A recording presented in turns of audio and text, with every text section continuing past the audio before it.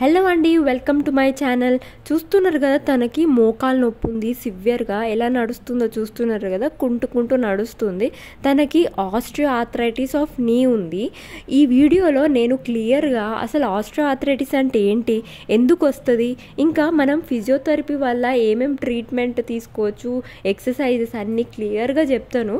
So ఈ video last వరకు చూడండి, చాలా హెల్ప్ అవుతుంది.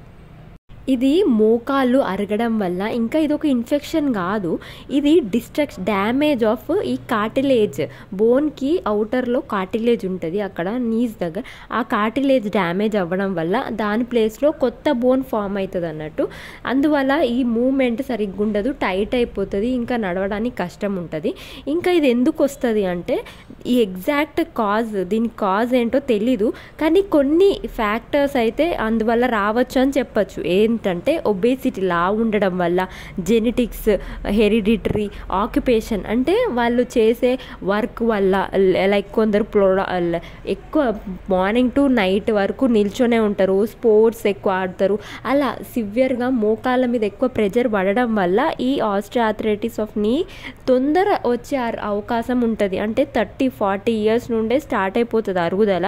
సో మీరు ఎక్కువ ప్రెజర్ మోకాళ్ళ మీద పెట్టినారనుకో, లావు ఉండడం వల్ల, ఇందువల్ల ఎక్కువ ఛాన్సెస్ ఉంటుంది. ఇంకా ఉమెన్స్కి ఎక్కువ ఛాన్స్ ఉంటుంది అన్నట్టు రావడానికి. మెయిన్గా ఓల్డ్ ఏజ్ వాళ్ళకైతే ఎక్కువ కంపల్సరీ ఉంటుంది. 3 మందిలో ఒకరికి కంపల్సరీ మోకాలు నొప్పి, ఆస్ట్రియో ఆర్థరైటిస్ ఆఫ్ నీ ఉంటుంది.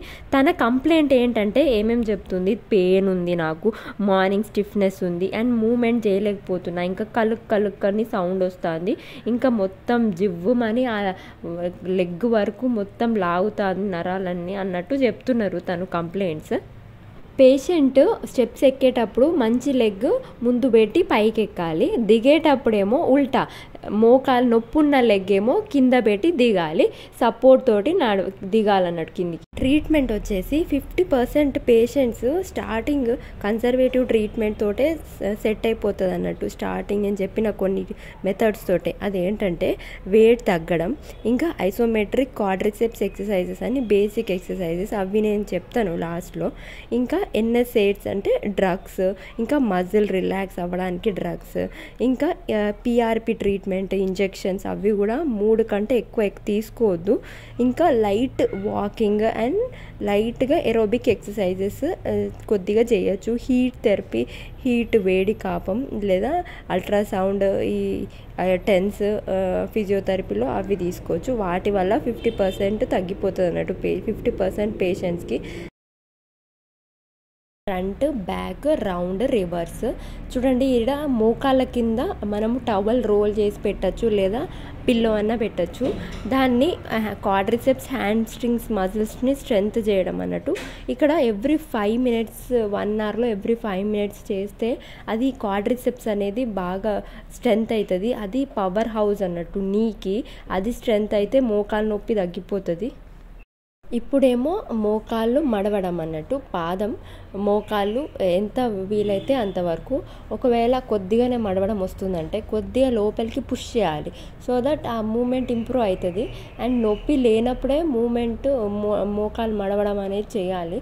నొప్పి ఉన్నప్పుడు ఇంకా సివియర్ అయిపోతుంది. నొప్పి తగ్గినాకనే మోకాలు మడిచి, ఇది SLR అన్నట్టు. SLR అంటే స్ట్రేట్గా లెగ్ లిఫ్ట్ చేయడం పైకి, స్ట్రేట్ లెగ్ రేజింగ్ ఎక్సర్సైజెస్. ఇది ఒక సైడ్ చేసి ఇంకొక సైడ్ బోత్ లెగ్స్ చేయాలి. ఇంకా చూడండి, దీనివల్ల కూడా చాలా అడ్వాంటేజెస్ ఉంటుంది. Every exercises 10 to 15 times morning, evening చేస్తే బెటర్. అంటే పెయిన్ ఉన్నప్పుడు ఒక 2 times అయితే సరిపోతుంది. పెయిన్ తగ్గినాక ఇంకొక 3rd time కూడా ఎక్సర్సైజ్ చేస్తే ఇంకా స్ట్రెంత్ అవుతాయి అన్నట్టు మజిల్స్. సో SLR కూడా జస్ట్, ఇంకా యాంకిల్ ముందు, డార్సిఫ్లెక్షన్ ముందు సైడ్ అని చేస్తే ఆ ఎక్సర్సైజ్ ఎఫెక్టివ్గా ఉంటుంది. చూడండి, ఇప్పుడు సైడ్ లైన్లో కూడా సేమ్ SLR టైప్లోనే లెగ్ లిఫ్ట్ చేసి పాదం లోపలికి, అంటే అది మొత్తం స్ట్రెచ్ అవుతాయి అన్నట్టు మజిల్స్. అండ్ రివర్స్ ప్రోన్లో కూడా సేమ్ లెగ్ లిఫ్టింగ్ అప్వర్డ్స్, ఇది కూడా సేమ్ స్ట్రేట్గా చేయొచ్చు. అండ్ మోకాలు మడవడం కూడా ఇది కూడా ఒకటి ఎక్సర్సైజే. ఇప్పుడు నేను పేషెంట్ సైడ్ నేను ఏమేమి ఎక్సర్సైజ్ ఎలా చేస్తున్నారో చూపించినాను. నేను కూడా మోకాళ్ళకి నీకి ఏమేమి ఎక్సర్సైజ్ అనేది కంప్లీట్గా వీడియో చేస్తాను, నేనే స్వయంగా చేస్తాను. స్టార్టింగ్ నుండి ఎండ్ వరకు ఏమేమి ఎక్సర్సైజ్ చేయాలి నీకి అనేది చేస్తాను నెక్స్ట్ వీడియోలో. So stay connected.